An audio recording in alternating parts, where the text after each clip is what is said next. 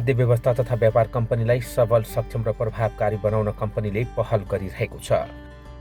कम्पनीका प्रमुख कार्यकारी अधिकृत मोहन प्रकाश चन्द कम्पनीको समग्र पक्षको सुधारका लागि अहोरात्र लागि पर्नु भएको छ।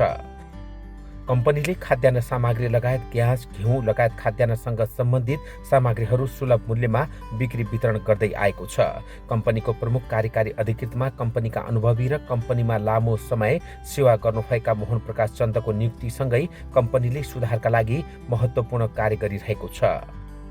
खाद्य व्यवस्था तथा व्यापार कम्पनीले मुलुकमा खाद्यान्नको व्यवस्थापन लगायत कम्पनीको समग्र विकास र व्यवस्थापनका लागि पहल गरिरहेको कम्पनीका प्रमुख कार्यकारी अधिकृत मोहन प्रकाश चन्द बताउनुहुन्छ।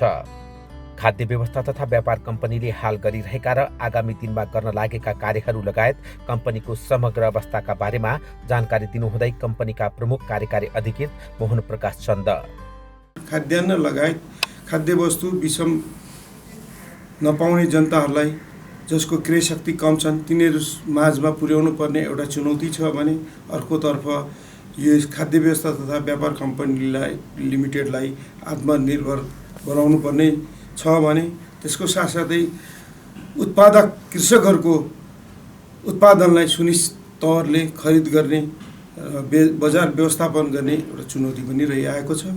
यसैमा हामी अडिग भएर दत्तचित्त भएर लागि परेका छौँ र हामीसँग भएका पूर्वाधार, हामीसँग भएका जनशक्तिले अहिले ती कामहरू गर्न हम्मे परेका छन्। तथापि हामी यसलाई भावी दिनमा म आएको धेरै त भएको छैन, तथापि मैले कर्मिक रूपले सबै आयामहरू समेटेर सबै आयामहरूलाई सक्षमताका साथ सुचारू गर्ने प्रयासरत म छु। खाद्य व्यवस्था तथा व्यापार कम्पनीले उपभोक्तालाई सर्वसुलभ रूपले सेवा प्रवाह गर्दै आएको कम्पनीका प्रमुख कार्यकारी अधिकृत चन्दको भनाइ छ। खाद्य व्यवस्था तथा व्यापार कम्पनीले खाद्यान्न सामग्रीको आपूर्ति, भण्डारण, व्यवस्थापन र बिक्री वितरणका क्षेत्रमा तदारुकताका साथ कार्य गरिरहेको कम्पनीका प्रमुख कार्यकारी अधिकृत मोहन प्रकाश चन्द बताउनुहुन्छ। विपन्न जनताहरूलाई खाद्य सम्प्रभु स्थापित गर्नको लागि दुर्गम क्षेत्रमा सबभन्दा टटकारो रूपले खाद्य वस्तुहरू उपलब्ध गराउनु, सहज रूपले पस्कनु हो। उहाँहरूमाझ पस्कनको लागि हामीले टेन्डर प्रक्रियाहरू विभिन्न आयामहरू स्थल मार्गबाट, हवाई मार्गबाट, चीनको 86 क्षेत्र तिब्बतबाट भएर पनि पुर्याउने जमर्कहरू गरिरहेका छौँ। यद्यपि कोभिडको कारणले तिब्बतको बाटोहरू अलिकति प्रभावित भएका छन्, तथापि हामी विभिन्न पहलहरू गरेर परराष्ट्र मन्त्रालय, सम्बन्धित राजदूतावासहरूसँग त्यो सम्बन्धमा हामी सहकार्य गरेर अगाडि बढ्ने जमर्को गरिरहेका छौँ। विश्वभर महामारीको रूपमा फैलिएको कोरोना भाइरस कोभिड-19 को सङ्कटपूर्ण अवस्थामा पनि कम्पनीले खाद्यान्न सामग्रीहरू लगायत कम्पनीबाट प्रदान गरिने सेवालाई नागरिकहरू समक्ष पुर्याउन सफल भएको चन्दको भनाइ छ। वैशाख 14 गतेदेखि निषेधाज्ञा जारी भयो। त्यो अवधिमा हामीले जनमानसमा कसरी प्रस्तुत हुने भन्ने किसिमले हाम्रो आउटलेटहरू जति छन् त्यहाँबाट नेपाल सरकारले निर्देशन गरे अनुसार 20% छुटमा नेपालभरि हामीले बिक्री वितरणका व्यवस्था गरायौँ र जनमानसलाई राहत होस् भन्ने उद्देश्यले त्यो पनि कार्यक्रम सञ्चालन गऱ्यौँ भने साथै हामीले काठमाडौँमा रहेको आफ्नो आउटलेटहरूबाट बिहान 7 बजेदेखि साँझ 7 बजेसम्म खाद्यान्न बिक्रीको व्यवस्था मिलाउँ।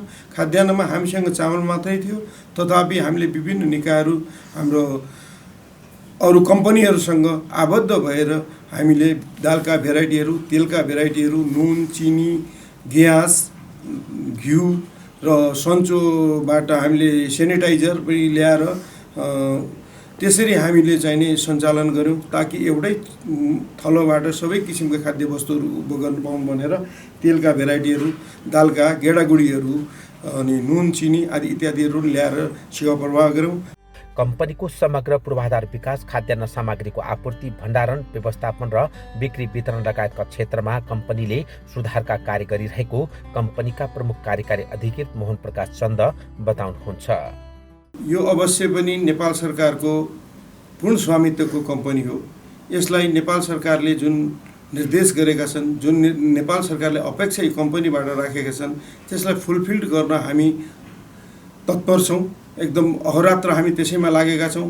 यसका पूर्वाधारहरू विकासका क्रममा छौँ र यसलाई ढुवानीलाई अझ पारदर्शी र निष्पक्ष पारदर्शी र स्वतस्फूर्त गर्ने किसिमलाई हामीले जमर्को गरिराखेका छौँ र कोही पनि जनताहरू भोका नाङ्गा नरहुन्, उहाँलाई अवश्य पनि खाद्यान्नको दायरामा आउन्, उहाँलाई बाह्रै महिना सुनिश्चित होस् भन्नेको लागि पनि हामीले विभिन्न पहलहरू गरिरहेका छौँ र गुणस्तरयुक्त खाद्यान्नको लागि हामीले अहिले राइस फोर्टिफिकेसनको कार्यक्रम WFP को सहकार्यमा राइस फोर्टिफिकेसनको कार्य पनि सुचारू गर्दैछौँ।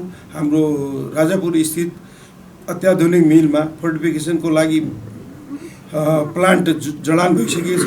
त्यसबाट उत्पादन गरेर हामी अहिले फर्स्ट फेजमा कर्णाली प्रदेशको विभिन्न विपन्न जनताहरू जहाँका जनताहरू माल न्युट्रिसनबाट प्रभावित छन् तिनीहरूलाई चाहिने दृष्टि गरेर हामी त्यो किसिमका खाद्यान्न पठाउनेमा हामी अब अवलम्बन गर्दैछौँ।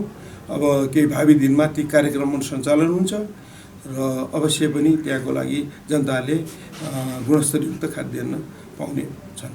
खाद्य व्यवस्था तथा व्यापार कम्पनीले आफ्नो हालको मौजुदा जनशक्तिबाटै कम्पनीबाट प्रदान गरिने व्यापार तथा सेवा प्रवाहका कार्य गरिरहेको र कम्पनीमा सक्षम र आवश्यक जनशक्तिको सही व्यवस्थापनका लागि पहल भइरहेको कम्पनीका प्रमुख कार्यकारी अधिकृत चन्द बताउनुहुन्छ।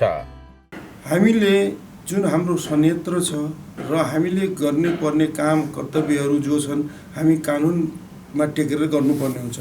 PPMO सार्वजनिक खरिद अनुगमन कार्यालयबाट निर्देशन गरे अनुसार टेन्डर प्रक्रियाहरू गर्नुपर्ने हुन्छ। जताभावी हामीले कसैलाई दिन मिल्दैन ढुवानीको लागि त्यसको पनि आफ्नै किसिमको विधि प्रक्रियाहरू छन्। ती प्रक्रियाहरू अवलम्बन गर्दा अवश्य पनि समयहरू लाग्न जान्छ र काम गर्ने मानिसहरू पनि हाम्रो कर्मचारी धेरै नै कम छन्। अहिले कर्मचारीको सङ्ख्या दरबन्दी अनुसार फुलफिल छैन। त्यसैमा पनि हाम्रो विनियम सम्मानित सर्वोच्च अदालतको निर्देशनबाट त्यो जुन विनियम थियो त्यो चाहिने अवैध घोषणा भएर त्यसमा प्रभावित भएका कर्मचारीहरूलाई पनि अलिकति प्रभावित पर्ने किसिमले कर्मचारीहरूमा जोस जाँगरहरू भएको थिएनन्। कतिपय प्रमोसन भएकालाई डिमोसन गर्नुपर्ने अवस्था हुन्छ। त्यो यदि त्यो विनियम अनुसार हामीले काम गर्नुपर्ने अवस्था भएमा मैले नयाँ यो खाद्य व्यवस्था तथा व्यापार कम्पनी लिमिटेडको विनियमावली तयार गर्नलाई मन्त्रालय थ्रो चाहिने अब लोकसेवामा परामर्शको लागि गइसकेको छ। लोकसेवाले पनि त्यसमा अदालतले जुन आदेश गरेका ती कुराहरू समेटेको छैन भने समेट्नको लागि उहाँले समेट्न भनेर मन्त्रालयमा पठाउनु भएको छ। मन्त्रालयबाट त्यसको जवाफ गएपछि अवश्य पनि केही दिनमा त्यो विनियम आउनेछ। विनियम आएपछि हामी आपूर्तिका व्यवस्थाहरू कर्मचारी भर्नाका व्यवस्थाहरू अवलम्बन गर्नेछौँ। गरिसकेपछि कर्मचारीहरू फुलफिल भएपछि फुल फेजमा हामी काम गर्न सक्ने क्षमतामा रहन्छौँ भन्ने मैले विश्वास गरेको छु।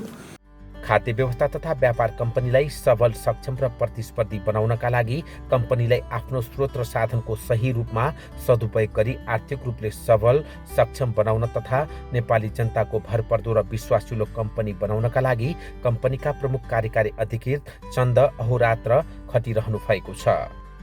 कम्पनीको समग्र व्यवस्थापन सुधार र संस्थागत सुधारमा आफू केन्द्रित भएर लागेको प्रमुख कार्यकारी अधिकृत चन्दको भनाइ छ।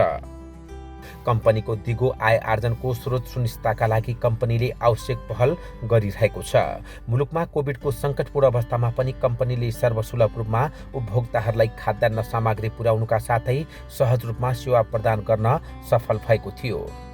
आम नेपाली जनताको विश्वास जित्न सफल भई सबै नेपालीको हाल विश्वासिलो कम्पनी बन्न सफल भएको छ।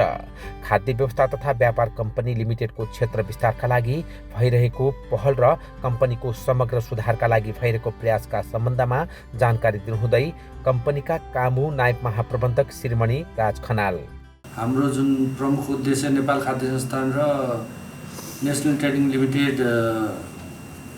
गाभिनुभन्दा पूर्वको उद्देश्यमा केही परिवर्तनहरू भएको छ। अब त्यसमा हामी नेपाल सरकारको आपूर्ति नीति बमोजिम विभिन्न किसिमका कामहरू गर्दै आएका थियौँ भने अब व्यापार कम्पनी लिमिटेड भइसकेपछि व्यापारिक कार्यहरूमा केही बढी फोकस गर्नको लागि हामीले चाहिँ मिसन, भिजन र गोलहरू बनाएर सोही अनुरूप अगाडि बढ्दैछौँ र यसमा खाद्यान्न लगायत अन्य वस्तुहरूको नन फुड आइटमको पनि कारोबार विस्तार गर्ने सन्दर्भ हो र खास गरी यसमा आफ्नो मात्रै प्रयास नभएर सहकार्यको माध्यमबाट हाम्रो सेवाहरूलाई चाहिँ विस्तार गर्ने हाम्रो प्रमुख योजना हो। र यसै क्रममा सेवा सुविधा विस्तार गर्ने क्रममै होम डेलिभरी सर्भिस हामीहरूले विगतको 2 वर्ष अगाडि हाम्रो जुन लकडाउन भयो त्यसमा हामीले प्रारम्भ गऱ्यौँ काठमाडौँ उपत्यकाबाट।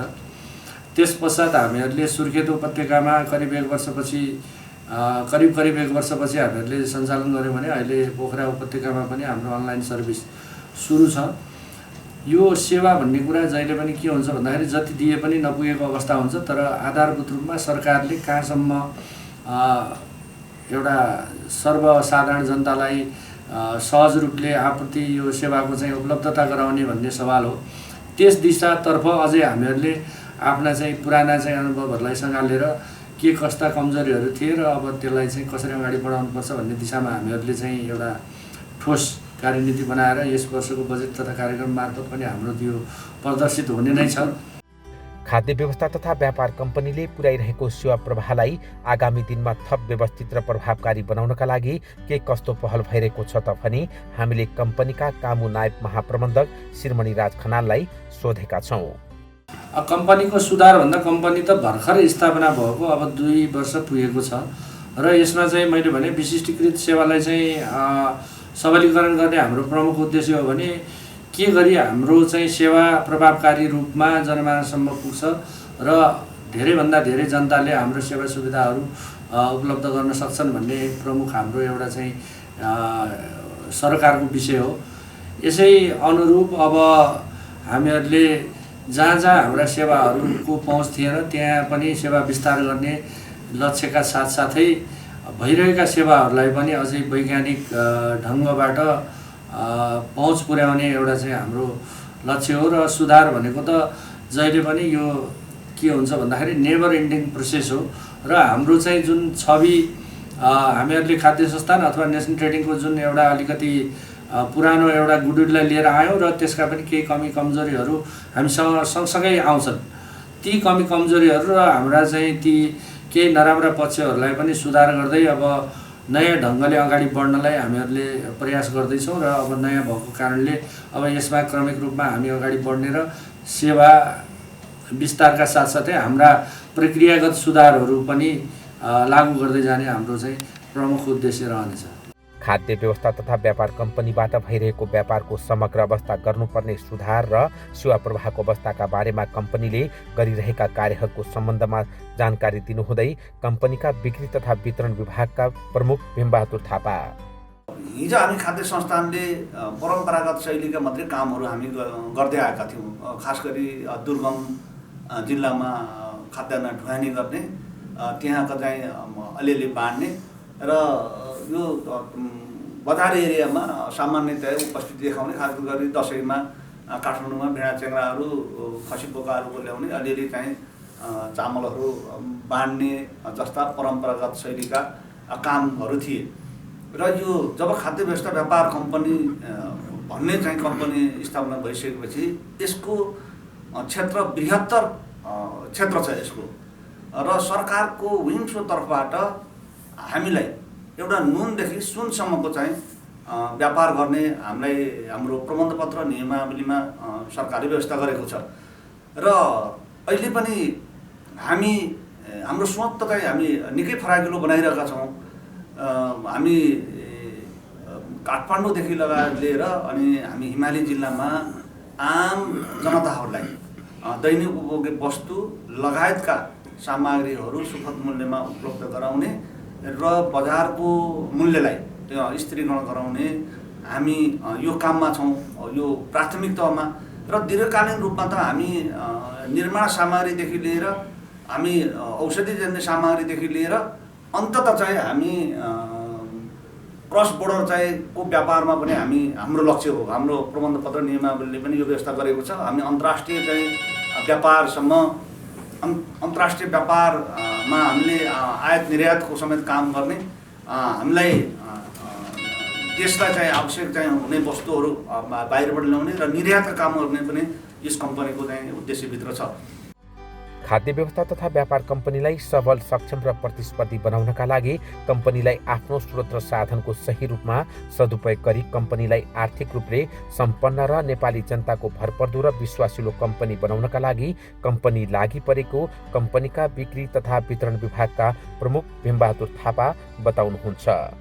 हिजो हामी चामल मात्रै गर्थ्यौँ भने अहिले धन्य 26-27 प्रकारका त अहिले हामी काठमाडौँको आउटलेटबाट बेचिरहेका छौँ। त्यसमा तेलदेखि घिउदेखि लिएर दालदेखि यो हाम्रो भान्सामा आवश्यक हुने वस्तुहरू पनि हामी अहिले थापाथलीको गोदामबाट उपलब्ध गराइरहेका छौँ भने काठमाडौँका उपत्यकाका जनतालाई हामी घर दैलोमै सेवा चाहिँ उपलब्ध गराउन हामी अनलाइन होम डेलिभरी हामी सुरुवात गरेका छौँ।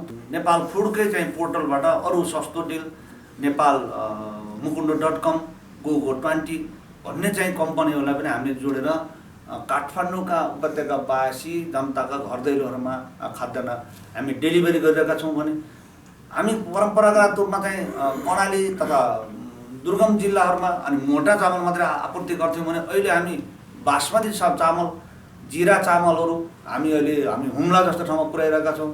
अनि डोल्पाका चाहिँ हिमाल पारीका गाउँहरूमा पनि हामी उच्च तहका चाहिँ खाद्यान्न पुर्याइरहेका छौँ भने अघिल्लो वर्षदेखि हामी जुम्लाका कर्णालीका किसानहरूलाई प्रमोट होस् भनेर उताको चाहिँ जुम्ली मार्सी, कर्णालीको सिमी कुनै हामी काठमाडौँ लिएर अनि व्यापार प्रवर्धन गरेका छौँ। यी सबै चिजहरूको अवस्था अत्यन्तै राम्रो छ। जनताबाट अनि उपभोक्ताबाट अत्यन्तै राम्रो रेस्पोन्स आइरहेको छ। हाम्रो समग्र खाद्य कम्पनीको व्यापारलाई पनि ग्रोथ गर्ने र अन्ततः चाहिँ जनतालाई पनि हामी राहत पुर्याउने सहुलियत रूपमा र सरल मूल्यमा र गुणस्तरीय वस्तुलाई हामी उपलब्ध गराउने, अन्ततः त्यसले चाहिँ बजारको मूल्यलाई पनि एउटा निश्चित सीमामा, निश्चित वाञ्छित सीमाभन्दा बढ्न नदिने हामी लागिरहेका छौँ र हामी सफल पनि भइरहेका छौँ। खाद्य व्यवस्था तथा व्यापार कम्पनी लिमिटेडले कम्पनी स्थापनाको उद्देश्य अनुरूप सफल सञ्चालनका लागि कानुनी, संरचनागत र पूर्वाधार विकासका क्षेत्रमा आवश्यक सुधारका कार्यहरू गरिरहेको छ। यो हजुर अनलाइन अर्डर गरिबसेको थियो हजुर। कोटेश्वर यो कहाँनिर हजुर? यो कहाँनिर हामी आउँदा हुन्छ है? पुऱ्याइदिनु पर्ने चाहिँ किन हजुर? हामी हजुरको भान्सामै पुऱ्याइदिन आएको भने पुऱ्याइन्छ हजुर।